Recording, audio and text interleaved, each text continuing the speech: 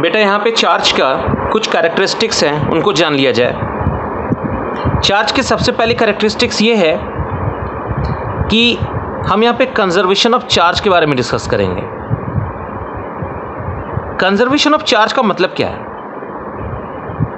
Conservation of charge का मतलब ये हो, जिस तरह से कंजर्वेशन ऑफ एनर्जी होती है कि एनर्जी को ना तो हम क्रिएट कर सकते हैं और ना ही एनर्जी को डिस्ट्रॉय कर सकते हैं, बल्कि बस उसको एक फॉर्म से दूसरे फॉर्म में कन्वर्ट कर सकते हैं। बिल्कुल उसी तरीके से चार्ज को जब हम कहते हैं कि इस बॉडी, ये पहले बॉडी थी न्यूट्रल, मतलब इसमें इक्वल नंबर ऑफ इलेक्ट्रॉन थे, इक्वल नंबर ऑफ प्रोटॉन थे।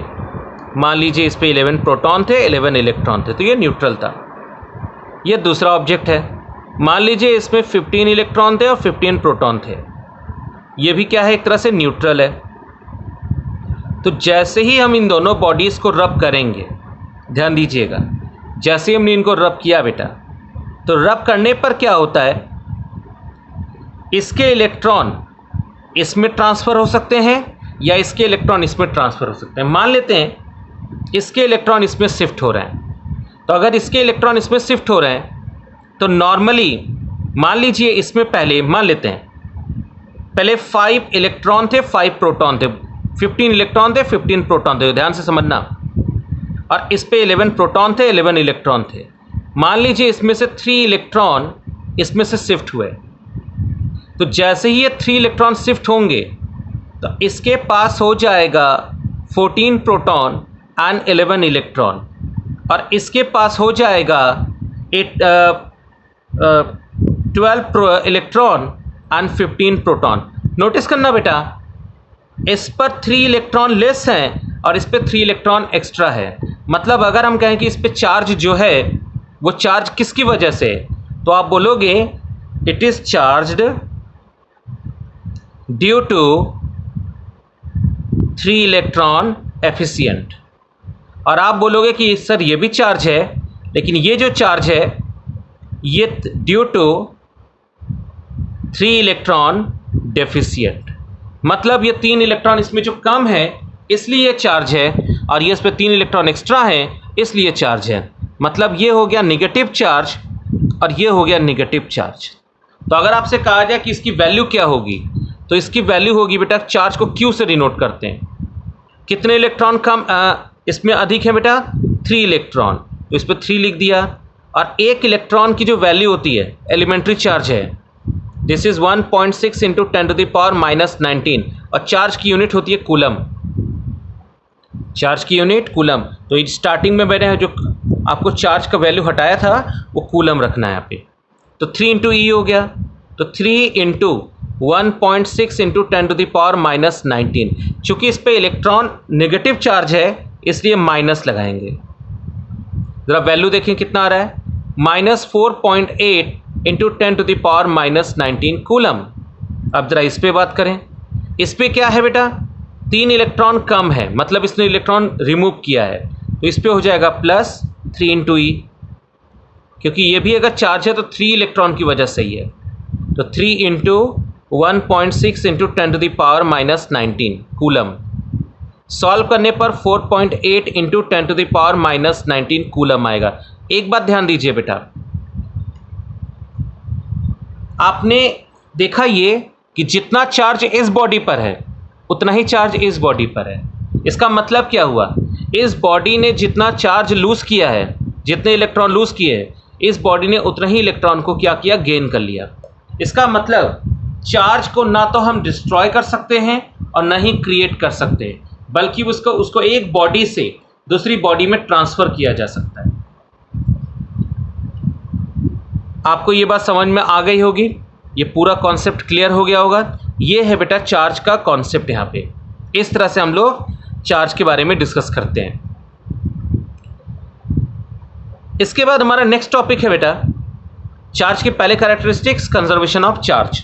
सेकंड पॉइंट है क्वांटाइजेशन ऑफ चार्ज। इसको कहते हैं quantization of charge. Quantization of charge का मतलब यह हुआ कि जब एक बॉडी से दूसरी बॉडी में चार्ज इलेक्ट्रॉन्स का ट्रांसफर होता है बेटा, तो इलेक्ट्रॉन्स कभी भी फ्रैक्शनल पार्ट में ट्रांसफ़र नहीं होते, वो हमेशा होल इंटीजर के फॉर्म में ट्रांसफ़र होंगे।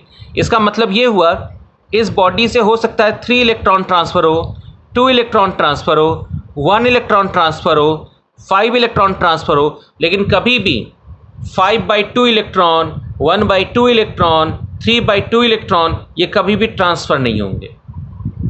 तो इसका मतलब जो वैल्यू होगी बेटा ये होगी Q equal to plus minus n into E, जहाँ n क्या है, इट्स अ होल नंबर, ये होल नंबर के फॉर्म में होगा। आई बात समझ में बेटा? मतलब इलेक्ट्रॉन कभी भी फ्रैक्शन में डिवाइड नहीं करेगा। तो यानी किसी बॉडी पे जो चार्ज इलेक्ट्रॉन का ट्रांसफ़र होगा वो प्लस माइनस 1 ही होगा, प्लस माइनस 2e होगा, प्लस माइनस 3e होगा, प्लस माइनस चलता रहेगा। लेकिन कभी भी ऐसा नहीं होगा प्लस माइनस 1/2e, ये गलत है। उसी तरह से प्लस माइनस 3/2e ये भी गलत है, प्लस माइनस 0.2e ये भी गलत है। कभी भी इलेक्ट्रॉन का ट्रांसफ़र इस तरह से फ्रैक्शन तरीके से नहीं होगा, हमेशा इलेक्ट्रॉन कंप्लीट फॉर्म में ट्रांसफ़र होगा। क्वेश्चन आता है कि 1 कूलम, देखिए चार्ज की जो एसआई यूनिट है, चार्ज की 2 यूनिट होगी, एक होगी एसआई यूनिट और एक होगा तुम्हारा सीजीएस यूनिट। एसआई यूनिट जो होती है ये होती है कूलम, और जो सीजीएस यूनिट होती है it is called ईएसयू, electrostatic unit, electrostatic unit.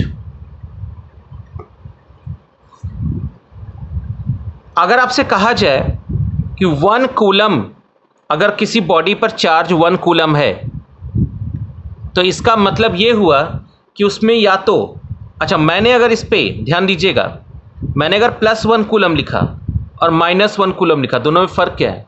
+1 coulomb का मतलब इस ऑब्जेक्ट ने कुछ इलेक्ट्रॉन रिमूव किए हैं, -1 कूलम का मतलब इस बॉडी ने कुछ इलेक्ट्रॉन रिसीव किए हैं और तब जाके 1 कूलम का चार्ज बन रहा है। तो कितने इलेक्ट्रॉन रिसीव किए हैं? मान लेते हैं लेट n इलेक्ट्रॉन्स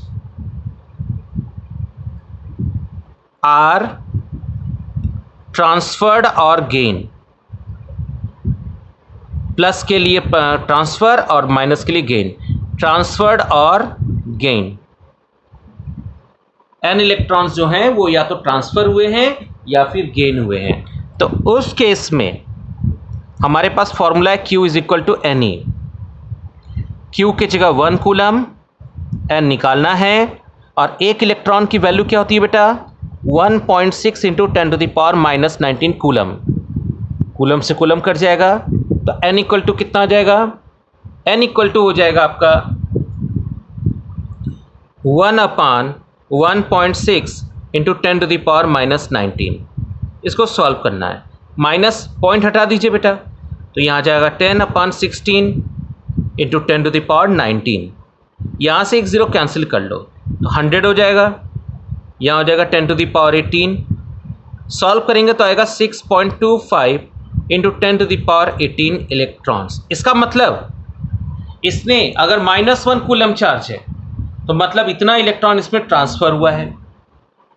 अगर इस पर -1 कूलम चार्ज है तो इसका मतलब इस ऑब्जेक्ट ने 6.25 इंटू 10⁻18 इलेक्ट्रॉन इसने रिसीव किया होगा, और अगर इसी पे +1 कूलम है तो इसका मतलब इस ऑब्जेक्ट ने 6.25 इंटू 10⁻18 इलेक्ट्रॉन इसने लूज़ किया है। आई होप बेटा ये पूरा चार्ज का बेसिक कॉन्सेप्ट जो था वो सबको समझ में आ गया होगा। नेक्स्ट क्लास में हम लोग करंट इलेक्ट्रिसिटी के बारे में डिस्कस करेंगे।